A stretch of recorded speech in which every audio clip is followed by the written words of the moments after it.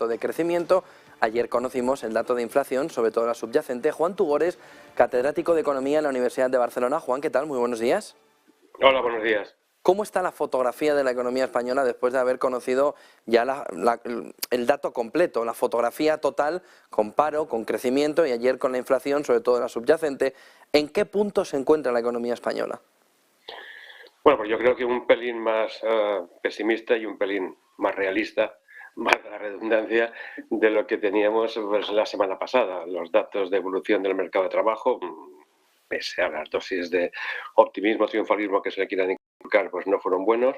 El dato de ayer del repunte de la inflación general y sobre todo el mal dato de la inflación subyacente nos evidencia lo que nunca debimos olvidar, que la batalla por la inflación contra la inflación nunca podemos darla por ganada y menos anticipadamente, y los datos que ha presentado esta madrugada hora española, horario Singapur, se han presentado en Singapur, pero al final a las 2 de la mañana hora española, el Fondo Monetario Internacional, es cierto, como mostrabais hace unos minutos, que señalan que el crecimiento de la economía española para 2023 se espera que sea de un 1,1, que es una buena cifra en comparación con los estándares europeos, pero si miramos la tabla completa del Fondo Monetario, también resulta que la economía española es la única economía de las importantes de la zona euro en que el dato para 2023 se ha revisado a la baja. Se ha revisado ligeramente a la baja, lo cual quiere decir que estamos todavía en una zona extremadamente delicada, ya que comentabas cuál es la imagen que percibo de los datos conjuntos de los últimos pocos días. Creo que es un pelín más pesimista, pero también un pelín más realista de lo que teníamos la semana pasada. No es excesivamente dramático, pero señala que todavía queda mucho trabajo por hacer, que los deberes hasta ahora no los hemos hecho con la efectividad suficiente. Sí que parece un poco más dramático lo que está sucediendo con la inflación, sobre todo con la subyacente en ese 7,5%, ¿o es todo culpa del cambio estadístico que el gobierno no había realizado y que ha tenido que actualizar ahora? No, cambios estadísticos se producen con cierta frecuencia. El año pasado se produjo la actualización de la base de la llamada cesta de la compra. Este año, este último dato ha introducido básicamente los datos de gas y electricidad en el mercado libre. Bueno, hay una regla no escrita que dice que cuando un responsable tiene que dar la culpa a los cambios estadísticos es que la cosa está peor de lo que se está reconociendo. Por tanto, el dato de inflación subyacente es reconocidamente malo y no hay que refugiarse en tecnicismos estadísticos para intentar encubrirlo.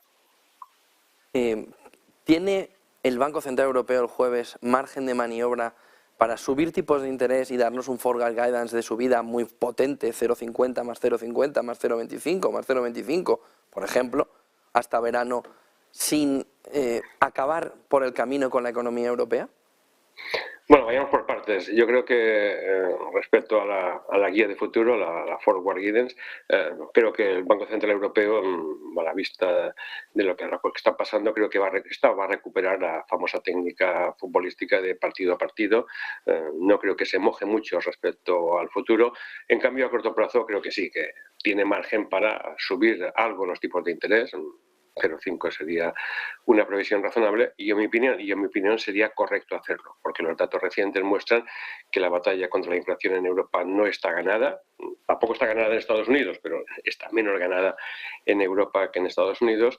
Y luego también, aunque sea políticamente incorrecto, quiero llamar la atención sobre una gráfica que está en las publicaciones que ha lanzado esta madrugada el Fondo Monetario Internacional. No me refiero a la nota oficial del Fondo Monetario con la actualización de previsiones, sino al blog que ha publicado en paralelo el economista jefe del Fondo Monetario, el profesor Burinchas, en que básicamente comenta esta actualización de previsiones, pero incluye un gráfico que no está en el documento oficial, y es el gráfico de los tipos de interés reales, a nivel mundial, en que muestra que las economías emergentes están ya en una zona de tipos de interés reales, es decir, los nominales descontada la previsión de inflación. Esta tasa de interés real está en positivo ya para las economías emergentes, está en ligeramente positivo para Estados Unidos, pero en cambio los tipos de interés reales siguen en negativo para la zona euro. Por tanto, el argumento de que los tipos de interés, la subida de tipos de interés, las últimas o la que se pueda producir el jueves, pueden ser catastróficas o apocalípticas para la economía europea, no coincido con ellas. Los tipos de interés reales en la zona euro siguen estando negativos. Esto quizás es bueno para mantener artificialmente, respiración artificial, la economía europea, pero esto, como ya sabemos desde hace tiempo, tipos de interés reales negativos que los tenemos en Europa desde hace una buena temporada, creo que hacen más mal que bien. Dilatan o aplazan unos ajustes que seguramente deberíamos haber realizado bastante antes y que los aplazan hasta que llega un momento en que la cruda realidad los hace insostenibles y entonces hay que realizarlos con más crudeza. Por tanto, yo creo que el Banco Central Europeo cumpliría bien su trabajo si llevara a la zona euro a unos tipos de interés reales cercanos a cero, ligeramente positivos, en vez de mantener por presiones políticas los tipos de interés reales negativos que tenemos en la actualidad. Este gráfico del economista jefe del Fondo Monetario en su blog, del profesor Gurinchas, creo que merecería más atención de la que quizás estoy viendo que recibe en estas primeras horas tras la publicación de previsiones del Fondo Monetario. Muchísimas gracias, Juan Tugores, catedrático de Economía en la Universidad de Barcelona. Ponemos también el foco en ese bloque en paralelo. Buen día y buen negocio, buenas clases, Juan. Gracias y buenos exámenes, que en esta temporada son épocas de exámenes del primer semestre y es lo que nos tiene ocupados en estos días. Entonces, buenos exámenes. 9:10 de la mañana. Eva Villanueva, Bitcoin, criptomonedas.